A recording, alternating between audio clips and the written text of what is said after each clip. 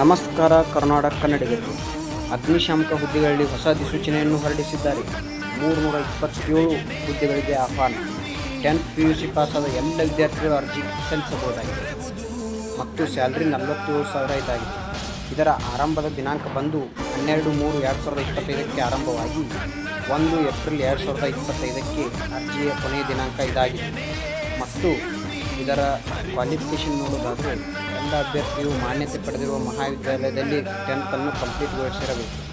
ಮತ್ತು ಇದರ selection process ಹೇಗಿದೆ ಅಂದರೆ ವೈದ್ಯಕೀಯ ಪರೀಕ್ಷೆ, ಲಿಖಿತ ಪರೀಕ್ಷೆ ಮತ್ತು ನಿಮ್ಮನ್ನು ಸಂದರ್ಶನದ ಮೂಲಕ ಆಯ್ಕೆ ಮಾಡಲಾಗುವುದು.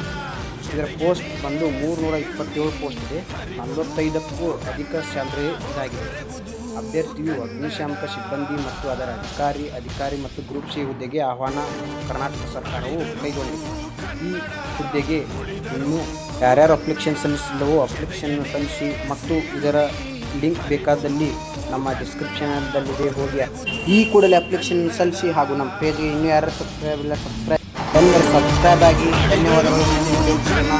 ಬಾಯ್.